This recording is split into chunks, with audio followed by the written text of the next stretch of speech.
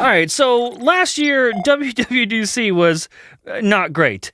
This year, it looks like it's going to be less not great. Yo, what's going on, guys? Welcome back to Front Page Tech. Of course, that gives you all that is tech news from one geek that is me to another that is you. Hey, how are you? Let's talk about DubDub. All right, so first of all, the software, right? After all, it is the Worldwide Developers Conference, so we're gonna get the usuals. iOS, macOS, iPadOS, watchOS, and what's the other one? You know, the useless one? tvOS, that's right. Now, let's start with iOS, because that's the more important one. It's what the majority of you are using, so lock screen improvements, as in new wallpaper stuff with widget-like capabilities. Oh, and speaking of lock screen, I suppose we should mention the rumor of an always-on display. This would be exclusive for the future iPhone 14 Pro models, not because Apple is appling it up again and saving simple features for the more expensive model, but because it would be the iPhone 14 Pro devices that will be the only ones with the LTPO display panels capable of going down to a low enough refresh rate so your battery doesn't eat itself alive. And I will admit, that one's kind of weird because this is an iOS 16 feature for a phone that won't be out for many more months after the announcement. So during the announcement, do they say anything? Or is it just buried in there for us to find at a later date? We're also hearing about potential changes to the Messages app, getting some sort of social network-esque functionality. Oh, and some tweaks to the way that audio messages work. So hopefully with iOS 16, voice memos in iMessage on iPhone won't be the absolute worst anymore. And how about this one? Interface tweaks. Whatever that means, we don't really have any specific details on that. I mean, what does that mean to you? Interface tweaks. Get an image in your head. When I say those words, you got something in there, you're picturing something, probably something cool. Go ahead, I'll give you a second, sit with it, spend some time with it. You like it? Yeah, it's probably not that. Probably not what you're thinking. Oh, did I say anything about notifications? No? We're supposed to get significant updates and notifications. All right. Now, let's move on to iPadOS, because it's kind of a big one. Redesigned multitasking and the ability for users to change and resize windows, giving the iPad more of a Mac OS experience, more of a Mac OS feel. Yes, I want this in my butt.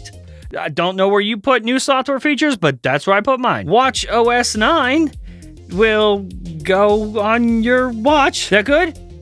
Did we cover that? macOS 13, or macOS Mammoth, because according to trademark filings from Apple, that is what it'll be called. And in Mammoth, that's what we're calling it here, we're supposed to see some redesigns for the regular default Mac apps, like Notes, like Safari, like Messages. And here's a weird one too.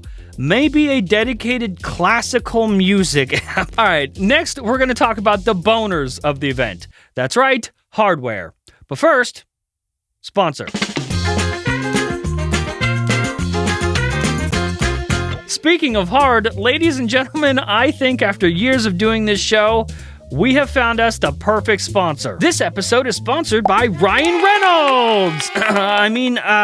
Mint Mobile. We talk a lot about phones here, and chances are you are paying way too much for your phone bill. Mint Mobile offers premium wireless for literally $15 a month. They give you the best rate, whether you're buying for just yourself or for your whole family. You can buy a phone from them, or you can bring your own phone to save money, and all plans come with unlimited talk and text, plus high-speed data on the nation's fastest 5G network. Personally, I switched, but that's just me, and the service is much better than I had before, and the bill is so low that it kind of feels like free. Stop overpaying every month. Switch to Mint Mobile and get premium wireless for a fraction of the price. You can get your plan shipped to your door for free by going to mintmobile.com/FPT to get started today. And of course, a huge thanks to Ryan Reynolds for sponsoring this episode of Fapata. All right, welcome back. Mac Pro. Maybe. We'll see. I just wanted to get your juices flowing. The last new Mac Pro that we got happened in 2019. You know, this big thing? This oversized cheese grater? The issue with that is that there's an Intel chip inside. And you know who likes Intel? Communists. A new Mac Pro would mark the completion of the Apple Silicon transition, and also, Apple did kind of hint that it was coming next. And they joined the rest of our incredible Mac lineup with Apple Silicon, making our transition nearly complete with just one more product to go, Mac Pro.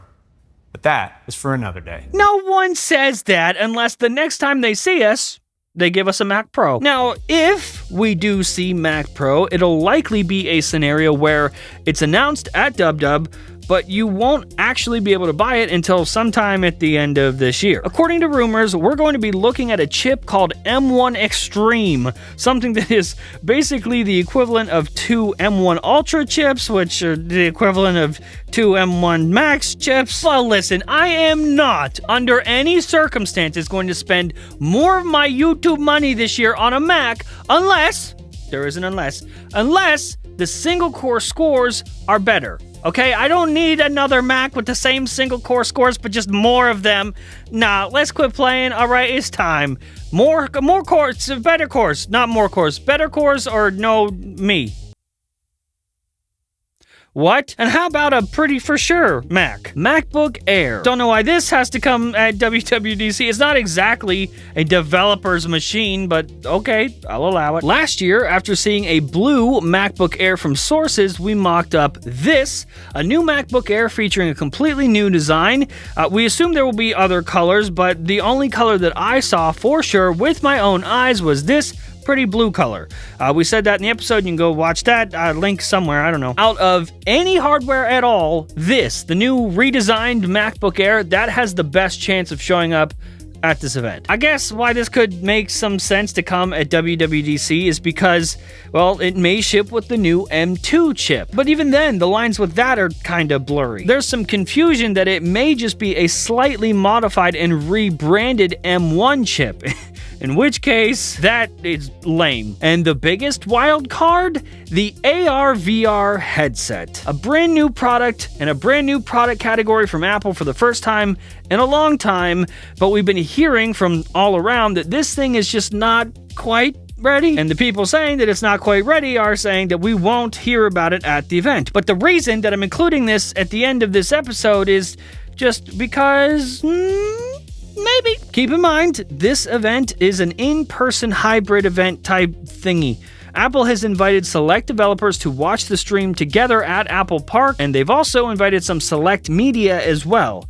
Why would they do that if we weren't getting anything kind of special? Maybe we'll get a teaser of this thing. I know I would love that, but I wouldn't bet my eyebrows on this one. Not that I know anyone that has done that before. Anyway, enjoy the event, or don't. I don't care.